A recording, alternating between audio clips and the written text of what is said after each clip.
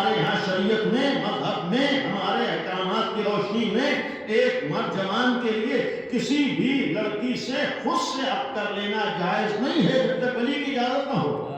اور یہ گویا مولائے کائنات کی آج ہماری نصیحت ہے. یعنی یہ ضرورت ہے، لیکن اس ضرورت کے لیے جو شریعت نے راستہ بتایا ہے جب اس راستے پر چلیں گے تب ہم نقصانات سے بچیں گے. یعنی یہ پہلی سیرت مولائے کائنات کے لیے پیغمبر سے بات کیا ہے. یعنی اب ہر نوجوان کی ذمہ داری ہے کہ خود ہی سے معاملات کو طے کرنے کے لیے آگے نہ بڑھ جائے، بلکہ جو گھر کے بزرگ ہیں، جو ولی ہیں، ان سے مشورہ کرے، ان سے رائے لے اور ان کے ساتھ بیٹھ کر ان مسائل کو حل کرے. اور دوسری طرف جب دوسری منزل آئی ہے مولائے کائنات نے یہ جناب عقیل سے شاید اس لیے بھی کہا ہو کہ جب امیر المومنین ایک سیرت یہ بھی بیان کر رہے ہیں کہ بہت سے معاملات گھر کے بڑوں کے ذریعے بھی حل ہوا کرتے ہیں. اگر جناب ابو طالب بعنوان باپ موجود نہیں ہے، جناب فاطمہ بنت اسد بعنوان ماں موجود نہیں ہے، ایک بڑا بھائی جناب عقیل کے نام سے ہے، شاید اس لیے کہا ہو یہ بھی ایک سیرت بیان کی ہو کہ نوجوان کی ایک ذمہ داری یہ بھی ہوتی ہے کہ بہت سے معاملات میں بالخصوص زندگی کے مسائل میں جو گھر کے بزرگ ہوں ان سے بھی مشورہ ہونا چاہیے.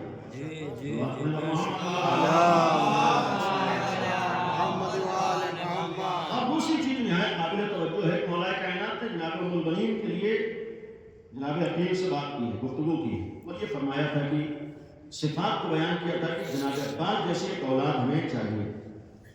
اس کے ایک معنی یہ ہے کہ اولاً شادی کا مقصد آنے والی نسل ہوتی ہے. شادی کا ایک معنی یہ ہے کہ کیسے نسل انسانی آگے بڑھے.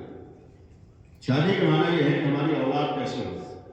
یعنی اس فیصلے کو کرتے وقت ہماری نگاہوں میں ہماری نسل ہونا چاہیے، ہماری آنے والی اولاد ہونا چاہیے. اور یہ مولائے کائنات تمنا کر کے پیغام دے رہے ہیں کہ اس بات کا بھی خیال رہے کہ آنے والی نسل اور اولاد میں ماں باپ کے اثرات بھی ہوا کرتے ہیں. بے شک. یعنی یہ پیغام دیا ہے کہ جیسی ماں ہوگی ویسا اثر اولاد پر آئے گا. بہادر خاندان کی ہوگی بہادری ہے، شجاع خاندان کی ہوگی شجاعت آئے گی، دیندار خاندان کی ہوگی تو دین لے کر آئے گی، معرفت رکھتی ہوگی تو معرفت عطا کرے گی، اچھے اخلاق کی حامل ہوگی تو اپنی اولاد کو بااخلاق بنا دے گی، اچھے کردار کی حامل ہوگی تو اپنی اولاد کو باکردار بنا دے گی. یعنی یہ مولائے کائنات پیغام دے رہے ہیں. اس کے معنی یہ ہے کہ آج ہمارا اور آپ کے لیے درس ہے کہ اس طریقے کے فیصلے کرتے وقت چاہے بڑے ہوں یہ فیصلے کر رہے ہوں، چاہے نوجوان یہ فیصلہ کر رہا ہو، اگر ہمارے امیر المومنین نمونہ عمل ہے، اگر ہمارے کائنات آئیڈیل ہے تو یہ ہمارے درس ہے کہ اس فیصلے کے وقت ہماری نگاہوں میں یہ بھی ہونا چاہیے کہ آنے والی اولاد و نسل میں ماں کے بھی اثرات آتے ہیں، باپ کے بھی اثرات آتے ہیں. جن کردار و صفات و کردار کا حامل ماں باپ ہوں گے ویسے اثرات اولاد میں آتے ہیں. لہذا بجائے اس کے کہ ہم معیار قرار دیں کہ کتنی دولت ہونا چاہیے، کتنی سیلری ہونا چاہیے، کتنا جہیز ہونا چاہیے، کتنی جائیداد ہونا چاہیے، اس لیے کہ مال و جائیداد و جہیز اولاد تک نہیں پہنچا کرتا ہے، خود انسان کے ذاتی کردار و صفات اولاد تک جایا کرتے ہیں. لہذا ان دنیاوی چیزوں کو معیار بنانے کے بجائے امیر المومنین کا کردار نگاہوں میں رہے کہ ہم لوگ دین و ایمان و اخلاق و کردار کو معیار بنائیں تاکہ ہماری نسل بھی غلام عباس بن کر سامنے آ سکے. اگر یہ تمنا ہے کہ سماج میں غلام عباس سامنے آئے تو پھر اس کے لیے جناب ام البنین جیسے کردار کی ضرورت ہے. اور یہ پیغام دے کر ایک بات کا بھی ہم جناب ام البنین نے عملاً کو درس کیا ہے. آپ تاریخ پڑھیے جناب ام البنین کے لیے کہ جناب ام البنین نے باقاعدہ بہت سی چیزیں بچوں کو سکھائی ہیں. یعنی یہ بھی ایک پیغام ہے. بہت سی چیزیں ادب، تہذیب، کیسے اٹھنا ہے، کیسے بیٹھنا ہے، کیسے بات کرنا ہے، کیسے ملنا ہے، بہت سی چیزیں جناب ام البنین سے منسوب ہیں. یعنی یہ تو پوری زندگی جناب عباس امام حسین کے سگے بھائی ہیں، امام علی کے بیٹے امام حسین بھی ہیں، امام علی کے بیٹے جناب عباس بھی ہیں. لیکن آپ تاریخ پڑھیے جناب عباس نے سگے بھائی ہو کر کبھی امام حسین کو بھائی نہیں کہا، بے شک، بلکہ ہمیشہ آقا مولا کہتے، سیدی مولائی، اس طریقے کا الفاظ استعمال. یعنی وہ احترام اور ادب کا جو طریقہ جناب عباس سے پیش کرے. یہاں تک روایتیں ہیں کہ جناب عباس امام حسین کے سامنے بیٹھتے نہیں، کھڑے رہتے تھے. جب مولا فرماتے تھے کہ بھیا عباس بیٹھو تو ایسے بیٹھتے تھے جیسے کسی آقا کے سامنے غلام بیٹھتا ہے. یعنی یہ ادب و تہذیب کا طریقہ کس نے سکھایا ہے؟ جناب ام البنین نے سکھایا. اس کے ایک معنی یہ ہوتے ہیں کہ جب مائیں تہذیب سکھاتی ہیں تبھی اولاد تہذیب یافتہ ہوتی ہے. جب مائیں متوجہ کرتی ہیں تو بہت سی چیزیں اولاد سیکھتی ہیں. آج ہم لوگ سوچتے ہیں کہ ہم نے موبائل ہاتھ میں پکڑا دیا ہے، خود بخود سب کچھ سیکھ لے گا۔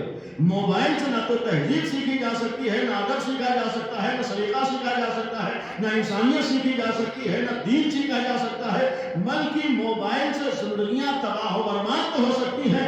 اگر ہم چاہتے ہیں کہ ہماری اولاد تہذیب و اخلاق کا مرقع بن جائے تو پھر جناب ام المؤمنین کے کردار کو نگاہوں میں رکھتے ہوئے گھر میں رہ کر ایک ایک چیز کی جانب متوجہ کرنا ہوگا، تبھی ہمارے بچے سیکھ سکتے ہیں۔ پہلے ہمارے بچوں کو بہت سی چیزیں بتائی جاتی ہیں، گھر سے باہر نکل رہے ہو تو بڑوں کے ساتھ کیسے پیش آنا ہے، بڑوں کو کیسا خیال کرنا ہے، ان کے سامنے کیسے بیٹھنا ہے، تمہیں مجلسوں میں جانا ہے تو کیسے جانا ہے، لوگوں کا کیسے خیال کرنا ہے، بڑوں کے سامنے جاؤ تو سلام کرو، ساری چیزیں سکھائی جاتی ہیں۔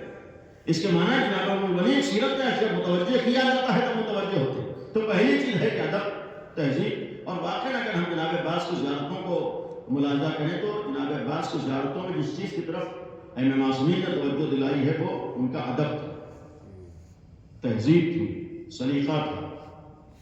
اور یہ کہاں سے آیا ہے؟ ماں کی تربیت کے ذریعے سے، ماں کے ذریعے سے۔ اس کے معنی یہ ہے کہ تربیت کا پہلو معمولی نہیں ہے، بہت سی چیزیں سماج میں تربیت کے ذریعے سے آتی ہیں، ماؤں کے ذریعے سے، ماؤں کے اثرات ہوتے ہیں۔ تفصیلات کا وقت نہیں ہے، آپ تاریخ پڑھیے، یعنی بہت حد تک دنیا میں ماؤں کے اثرات ظاہر ہوئے ہیں، اچھائیوں میں بھی ماؤں کے اثرات سامنے آئے ہیں اور برائیوں میں بھی ماؤں کے اثرات سامنے آئے ہیں۔ آپ تاریخ پڑھیے، جناب عبد المطلب کے دو بیٹے، زمین آسمان کا